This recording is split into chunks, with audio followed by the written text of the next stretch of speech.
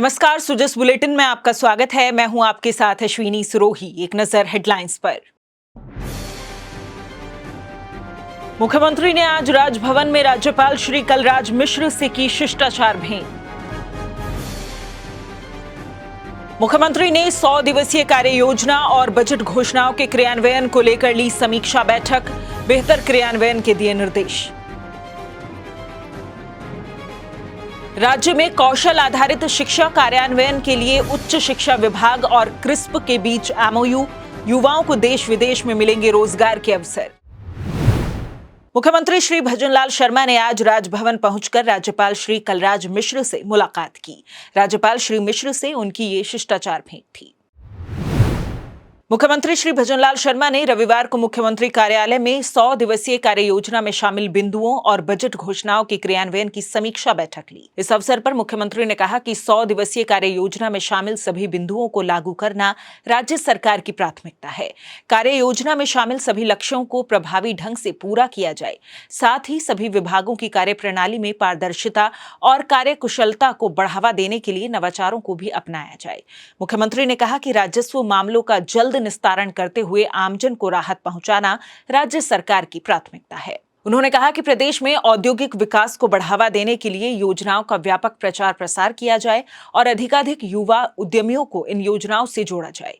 मुख्यमंत्री ने गुणवत्तापूर्ण स्वास्थ्य सेवाओं के विस्तार के लिए प्रदेश में खोले जाने वाले नए उप स्वास्थ्य केंद्रों तथा प्राथमिक और सामुदायिक स्वास्थ्य केंद्रों के निर्माण कार्यों का रोडमैप तैयार करने के निर्देश दिए। इस दौरान उन्होंने राज्य मानसिक स्वास्थ्य प्राधिकरण के गठन, आशा कार्यकर्ताओं के मानदेय में बढ़ोतरी की बजट घोषणा के क्रियान्वयन सहित अन्य बिंदुओं पर चर्चा की। राजस्थान में उच्च शिक्षा के क्षेत्र में विश्व स्तरीय कौशल आधारित शिक्षा को बढ़ावा देने के उद्देश्य से आज सचिवालय में उच्च शिक्षा एवं तकनीकी विभाग और centre for research in scheme and policies के बीच एमओयू पर हस्ताक्षर किए गए। इस एमओयू में विश्वविद्यालयों, महाविद्यालयों और उद्योगों की जरूरतों को ध्यान में रखते हुए विश्व स्तरीय रोजगारोन्मुखी कौशल शिक्षा को जोड़ा गया है। राज्य सरकार की ओर से उच्च शिक्षा एवं तकनीकी विभाग के प्रमुख शासन सचिव श्री सुबीर कुमार और क्रिस्प की तरफ से श्री आर सुब्रमण्यम ने एमओयू पर हस्ताक्षर किए। इस अवसर पर श्री सुबीर ने कहा कि इस कदम से प्रदेश में छात्रों के जीवन में एक सकारात्मक परिवर्तन आएगा और वे वैश्विक और औद्योगिक मांग के अनुरूप कौशल में परिपूर्ण हो पाएंगे।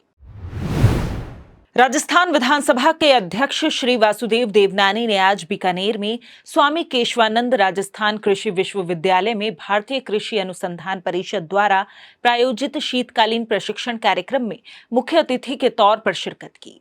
इस अवसर पर श्री देवनानी ने कहा कि श्री अन्न और इनसे बने उत्पादों को एक बार फिर खान पान की मुख्यधारा में लाने की जरूरत है। श्री अन्न स्वास्थ्य के लिए बेहद लाभदायक होता है। विधानसभा अध्यक्ष ने कहा कि मोटा खाओ मोटा की कहावत को फिर से साकार करने की जरूरत है। उन्होंने चिंता जताते हुए कहा कि उत्पादन बढ़ाने की होड़ में आज गेहूं आदि के उत्पादन में अत्यधिक रासायनिक उर्वरक और खाद का अंधाधुंध उपयोग किया जा रहा है। इससे कैंसर जैसी बीमारियों का खतरा बढ़ गया है। इसके मद्देनजर हमें श्री अन्न की ओर अग्रसर होने की जरूरत है। उन्होंने कृषि वैज्ञानिकों का आह्वान करते हुए कहा कि वे प्रयोगशालाओं तक सीमित न रहें, बल्कि अपने अनुसंधानों से गांव के अंतिम छोर पर बैठे किसान और मजदूर की आवश्यकताओं को पूरा करें। विधानसभा अध्यक्ष श्री वासुदेव देवनानी ने रविवार को अजमेर शहर के दांता नगर और शांतिपुरा क्षेत्र में जल भराव की समस्या के निराकरण के लिए 2 नालों का शुभारंभ किया। इन नालों के निर्माण से क्षेत्र की निचली बस्तियों में पानी भराव की समस्या का समाधान होगा। साथ ही इन क्षेत्रों में रहने वाले हजारों लोगों को राहत मिलेगी। शिक्षा मंत्री श्री मदन दिलावर की पहल पर सरकार आपके द्वार संयुक्त समाधान शिविर का आयोजन रविवार को कोटा जिले के रंगबाड़ी बालाजी मंदिर परिसर में किया गया। शिविर में आमजन की समस्याओं की सुनवाई करते हुए शिक्षा मंत्री ने तुरंत समाधान के निर्देश दिए।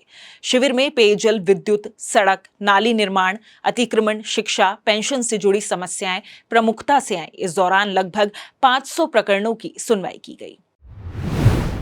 सुजस बुलेटिन में फिलहाल इतना ही। फिर होगी आपसे मुलाकात। तब तक के लिए नमस्कार।